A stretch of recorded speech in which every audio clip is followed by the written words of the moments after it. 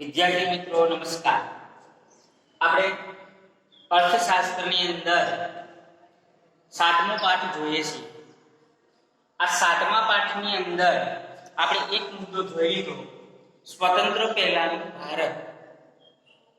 આઝાદી પહેલા કેવા પ્રકારનું ભારત હતું એની વાત કરી। હવે આપણો બીજો પ્રશ્ન એ છે કે સ્વતંત્ર પછીનું ભારત, આઝાદી પછી ભારત કેવા પ્રકારનું હતું, આઝાદી પછી ભારતમાં કેવા પ્રકારના ફેરફાર આવેલા। તો અહીંયા આપણે આઝાદી પછીનું ભારતની અંદર 7 મુદ્દા જોવાના છે। કેટલા મુદ્દા? 7। એક માથાદીઠ આવક, ખેતી, ઉદ્યોગ, સેવા ક્ષેત્ર, ગરીબી, બેકારી, વસ્તી અને માનવ વિકાસ। એમાંનો પહેલો મુદ્દો આપણો એ છે માથાદીઠ આવક। ક્યારની વાત કરી છે? આઝાદી પછી, કે આઝાદી પછી ભારતની માથાદીઠ આવક કેવી હતી? તો અહીં વાત કરી કે ભારતની માથાદીઠ આવક 2013 માં, જો આની અંદર બધા જ આંકડા આવશે, 2013 માં $5,150 માથાદીઠ આવક હતી ભારતની। માથાદીઠ આવક એટલે ભારતની દર વર્ષે લોકોની માથાદીઠ આવક, દર વર્ષે કેટલું કમાય છે। તો ભારતની અંદર 2013 માં $5,150 હતી। અન્ય દેશની તુલના કરીએ તો ચીનમાં 11,477, શ્રીલંકા 9,250, અમેરિકા 52,308, નોર્વે 63,909, જેમાં સૌથી ઓછામાં ઓછી માથાદીઠ આવક ભારતની છે। તો આના પરથી આપણે કહી શકીએ કે ભારતની માથાદીઠ આવક આઝાદી પછી સૌથી ઓછી જોવા મળે છે। આ વાત થઈ માથાદીઠ આવકની। હવે આપણે વાત કરીશું ભારતની અંદર ખેતીમાં શું હતું। બીજો મુદ્દો છે ખેતી। તો એ વાત કરીએ કે ભારત આખો ખેતી પ્રધાન દેશ છે। ભારતના મોટા ભાગના લોકો ખેતી કરે છે। મોટા ભાગના લોકો એટલે કે ભારતના 72% લોકો ખેતી કરે છે। આઝાદી પછી ભારતના 72% લોકો ખેતી કરે છે અને 2001 માં 56.7% લોકો ખેતીમાંથી રોજગારી મેળવતા હતા। જો મિત્રો અહીં ધ્યાન આપ્યું, બધી જ વાત આઝાદી પછીની છે, જેમાં 2001 માં 56.7% લોકો રોજગારી મેળવતા હતા। એને 2013 અને 14 માં જોઈએ તો 49% લોકો રોજગારી મેળવે છે। 2013 અને 14 માં 49% લોકો રોજગારી મેળવે છે। તો આના પરથી કહી શકીએ કે ભારતની અંદર આઝાદી પછી ખેતીનું પ્રભુત્વ ઘટ્યું છે। આઝાદી પછી મોટા ભાગના લોકો છે એ ખેતી કરતા નથી, માત્ર ને માત્ર 49% લોકો જ ખેતીમાંથી રોજગારી મેળવે છે। તો આપણે કહી શકીએ કે આઝાદી પછી ખેતીનું પ્રભુત્વ ઘટ્યું છે। ત્રીજો મુદ્દો આપણો છે ઉદ્યોગ। તો ઉદ્યોગની વાત કરીએ, આઝાદી પછી ઉદ્યોગમાં શું હતું? તો 1951 માં 10.6% લોકો ઉદ્યોગોમાંથી રોજગારી મેળવતા હતા। ક્યારે? 1951 માં 10.6% લોકો રોજગારી મેળવતા હતા, જેની ગણતરી 2011 અને 12 ની તુલના કરીએ તો 24.3% લોકો રોજગારી મેળવે છે। તો આના પરથી આપણે કહી શકીએ કે આઝાદી પછી ખેતી કરતા વધારે લોકો ઉદ્યોગોમાંથી રોજગારી મેળવે છે। કારણ કે 51 માં 10.6, જ્યારે 12 માં 24.3, તો લોકો ઉદ્યોગોમાંથી રોજગારી વધારે મેળવે છે। 2-3 મુદ્દા, માથાદીઠ આવક, ખેતી અને ઉદ્યોગ। ચોથો મુદ્દો આપણો એ છે સેવા ક્ષેત્ર। સેવા ક્ષેત્ર મતલબ કે જે આપણને સેવા મળતી હોય, રેલવે, રસ્તા, વાહન, બરાબર છે, ટૂંકમાં સરકારી કોઈ આપણને મળતું હોય એવું ક્ષેત્ર એટલે સેવા ક્ષેત્ર। તો આઝાદી પછી સેવા ક્ષેત્રમાં કેવી વિશેષતા હતી, કેવું પ્રમાણ હતું આઝાદી પછી?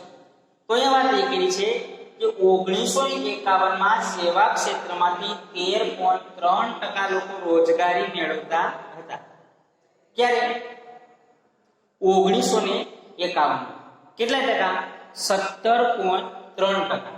જેની આપણે તુલના કરીએ 2000 અને 2001 માં તુલના કરીએ તો 50.4% લોકો સેવા ક્ષેત્રમાંથી રોજગારી મેળવતા હતા. તો આપણે એવું પણ કહી શકીએ કે આઝાદી પછી સેવા ક્ષેત્રનો પણ વધારે ફાળો રહ્યો છે. ઉદ્યોગોનો ફાળો વધારે રહ્યો છે, સેવા ક્ષેત્રનો ફાળો વધારે રહ્યો છે, ખેતી ક્ષેત્રનો ફાળો આઝાદી પછી એટલો બધો જોવા મળતો નથી. હવે આવીએ વસ્તીમાં. પાંચમો મુદ્દો આપણો છે વસ્તી. આઝાદી પછી કેવી વસ્તી હતી, વસ્તીમાં કેટલો વધારો થયો એની વાત કરશું.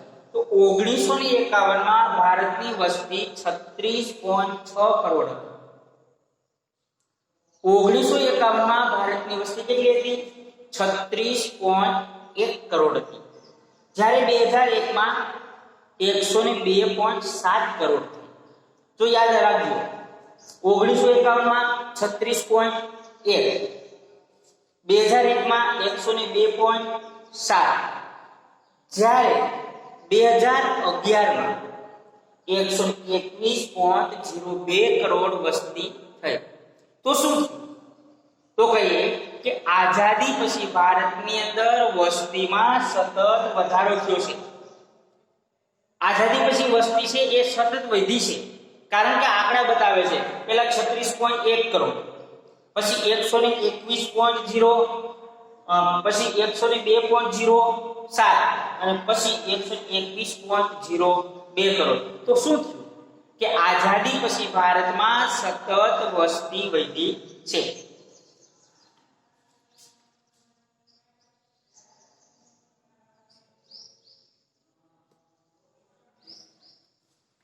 અહીંયા 5 મુદ્દાની વાત છે.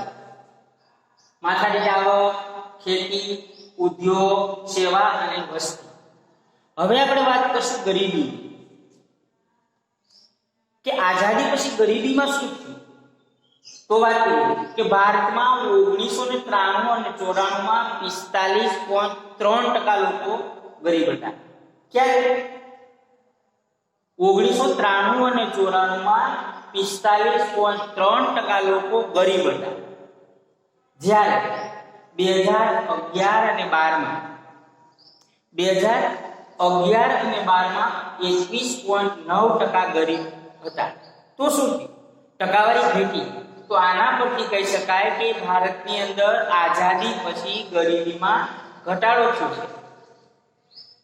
આઝાદી પહેલા ગરીબી હતી, પણ આઝાદી પછી ગરીબીમાં સતત ઘટાડો થયો છે. 7મો મુદ્દો બેકારી. બેકારી મતલબ બેરોજગારી. કામ કરવું છે પણ કામ મળતું નથી. આને શું કહેવાય? બેકારી મતલબ બેરોજગારી. તો એની વાત કરીએ ટકાવારી, કે 1951 માં 33 લાખ લોકો બેકાર હતા. બરાબર છે? 1951 માં 33 લાખ બેરોજગાર હતા, જ્યારે 2011 અને 12 માં 5.6 થયા. બરાબર? તો શું કે ભાઈ ભારતની અંદર બેરોજગારી છે એમાં પણ વધારો થયો છે. 5.6% લોકો બેરોજગાર થયા. તો બેરોજગારીમાં વધારો થયો છે. અને ભારતની અંદર મોટા ભાગે ખેતી ક્ષેત્રે બેરોજગારી વધારે જોવા મળે છે. અને ખેતી ક્ષેત્રે મતલબ પ્રચંડ બેરોજગારી. ભારતની અંદર સૌથી વધારે બેરોજગારી જોવા મળતી હોય તો છે પ્રચંડ બેરોજગારી. આ વાત થઈ બેકારી. 8મો મુદ્દો છે માનવ વિકાસ. લોકોનો વિકાસ કેવો થયો છે? આઝાદી પછી લોકોનો વિકાસ કેવો થયો છે? વિકાસ કેવો છે? તો એ વાત એ કરી કે વિકાસ એટલે શું? લોકોનું જીવન ધોરણ. લોકોનું જીવન ધોરણ એટલે શું? જ્ઞાન, આરોગ્ય અને આયુષ્ય. શિક્ષણ, આરોગ્ય અને આયુષ્ય, એની વાત કરી છે. તો આઝાદી પછી ખાસ કરીને લોકોનું જીવન ધોરણ નીચું રહ્યું છે. લોકોનું જીવન ધોરણ ખૂબ જ ઓછું છે. આરોગ્ય આરોગ્યની અંદર સતત વધારો થાય, લોકોના આયુષ્યમાં પણ ફેરફાર થાય, જ્ઞાનમાં પણ ફેરફાર થાય. બરાબર છે. આ છે વાત માનવ વિકાસની. માનવ વિકાસ ખૂબ જ આઝાદી પછી નીકળ્યો છે. એક સર્વે જોઈ લઈએ કે માનવ વિકાસ 187 દેશની તુલના કરી. 187 દેશનો માનવ વિકાસ આંક તપાય છે ત્યારે ખબર પડી કે ભારતનો માનવ વિકાસ આંક 136મો છે. કુલ દેશ 187. આની ગણતરી કરી તો ભારતનો ક્રમ કેટલામાં આવ્યો? 136મો ક્રમ આવ્યો. તો આના પરથી પણ કહી શકીએ કે ભારતનું માનવ વિકાસ આંક ખૂબ જ નીચો જોવા મળે છે. આ વાત થઈ સ્વતંત્ર પછી ભારત. તો સ્વતંત્ર પછીના ભારતના 8 મુદ્દા છે. એક માનવ વિકાસ, બેકારી, ગરીબી, વસ્તી, સેવા ક્ષેત્ર, ઉદ્યોગ, ખેતી અને માથાદીઠ આવક. અહીંયા આખો પ્રશ્ન પૂરો થાય છે. સ્વતંત્ર પછીનું ભારત.